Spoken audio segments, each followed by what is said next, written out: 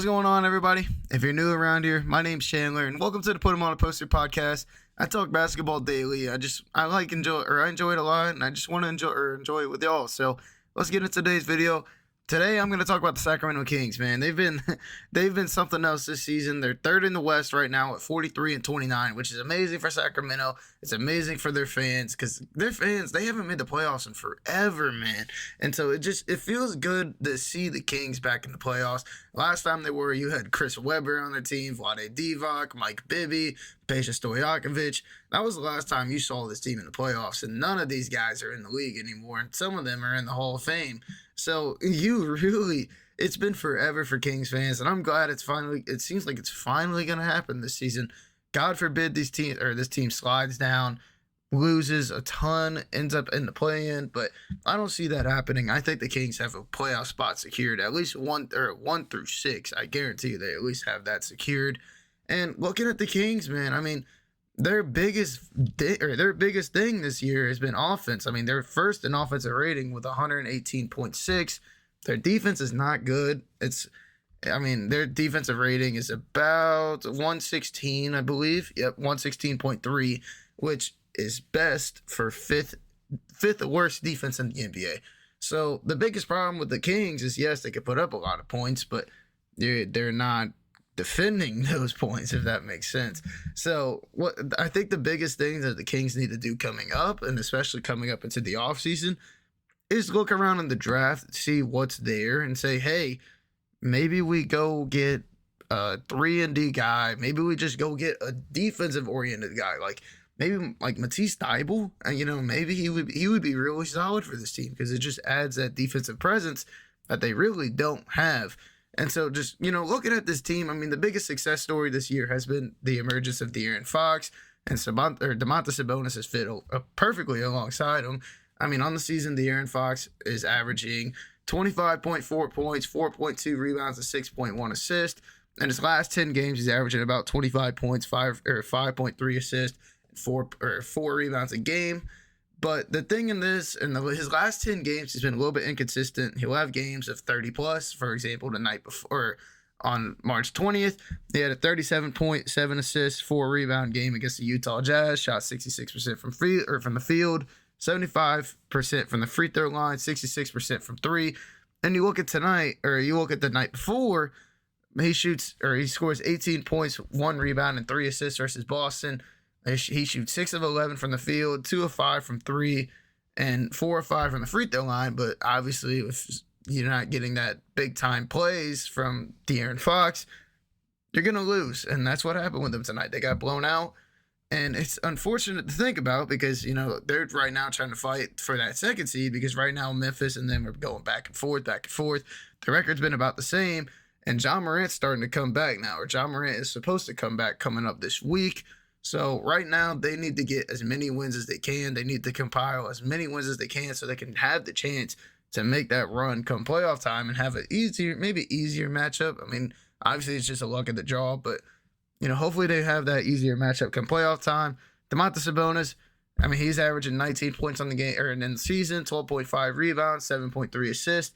That pairing both made the All-Star game this season, which I thought it was well deserved. I mean, I figured either one of them was going to make it, and obviously with injury replacements coming in, De'Aaron Fox is a notable snub from the beginning, and now he made it, and I'm happy for him because De'Aaron Fox is a monster. He deserved to make it easily, but Domantas Sabonis has been a huge factor for this Kings team, and it's really surprising because a lot of people were saying back when the Tyrese Halliburton trade happened, why would you trade Tyrese Halliburton instead of trading De'Aaron Fox? Because De'Aaron Fox was seemingly at the time not really much of a pick and roll, pick and roll maestro, I guess you could say, compared to what De'Aaron Fox is, or to what Tyrese Halliburton was. Because Tyrese Halliburton runs the pick and roll all the time. I mean, you watch an Indiana game, he lights people up in the pick and roll. He's averaging like 20 and 10 on the season just strictly because of how fluid he is in the pick and roll. And I mean, obviously he's got a great fit along there with Miles Turner,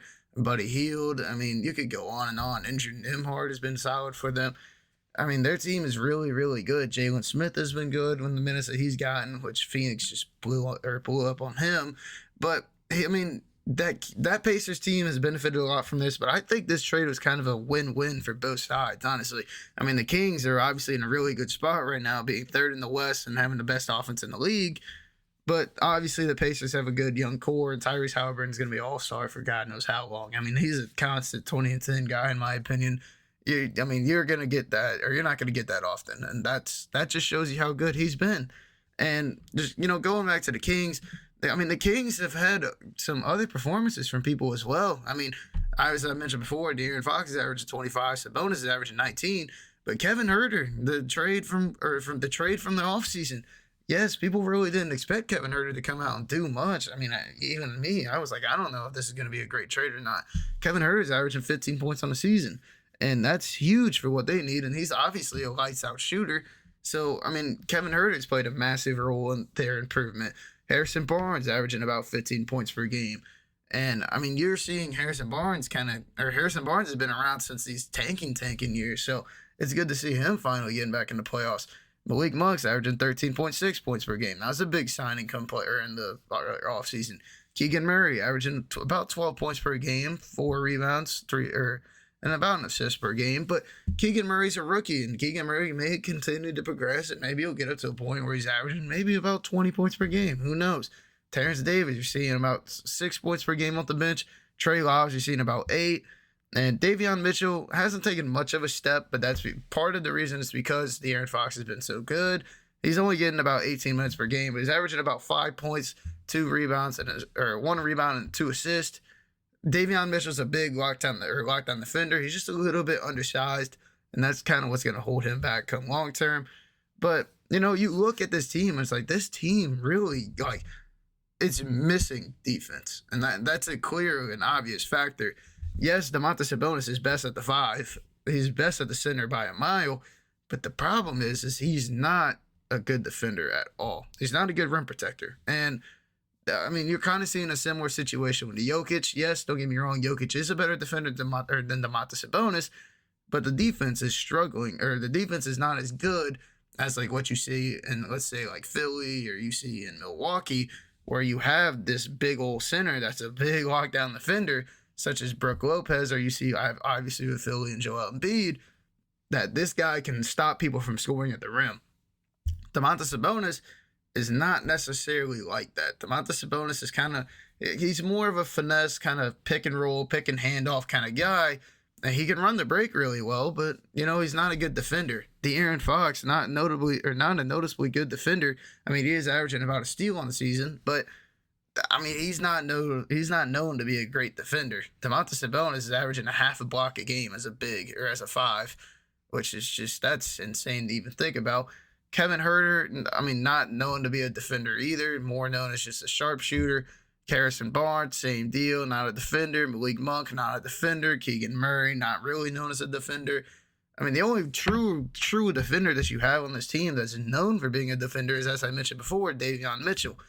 And Davion Mitchell doesn't get a lot of playing time. So what the Kings really need to do, and obviously, as I mentioned before, I think they need to go hard in the draft for a 3-and-D guy. Just either that or a big man that you can put in alongside Domantas Sabonis that can spread the floor, but can also be a good defender. And I think someone maybe like Christian Wood, even though he's not noticeably known as a great defender, would be perfect in this, or in this organization, be perfect for this team. And maybe you could run him at the 4 alongside Domantas Sabonis so he could spread the floor, because you have Keegan Murray, and yes, but Keegan Murray's a little bit undersized. Christian Wood is about 6'10 himself, 6'11, so you can put Christian Wood in this role, and Christian Wood would honestly fit perfectly, in my opinion. He's had situations in Dallas where he's not the main guy. He's not going to be a guy that's getting a ton of minutes, and he understands that. He's willing to play that role. And so if you put him in this situation and say, hey, we just need you to spread the floor, and we need you to get some blocks every now and then. Just play good defense at the rim. I think Christian Wood's a perfect fit. I think that's someone you could go out and go get, and for relatively cheap too. Obviously Christian Wood's going to be a free agent this year, but his free agency market honestly has been kind of getting tanked by the Dallas Mavericks, which that's a whole controversy in that. But you're not seeing him play a ton. You're seeing his stats kind of rapidly decrease from when he was getting those high amount of minutes. So it really just makes you wonder what is his value going to be, and can you get him in Sacramento for cheap? I mean, there's more people as well that you could go out there and get. I just think a lot of 3 and D guys is really just a big thing that this team needs, because obviously they have shooting right now. They have that offensive play or ability. Just the defense is not there. So if they don't get that defense corrected anytime soon, I mean, chances are it's going to be a rough couple of years. I mean, yes, they are a playoff team. Yes, they will come make the playoffs and do all this stuff. But in terms of making a big-time run come playoffs, I just don't foresee that happening as long as their defense is as bad as what it is. So if you liked the video, hit that like button, subscribe, and I'll see you on the next one, man. Peace.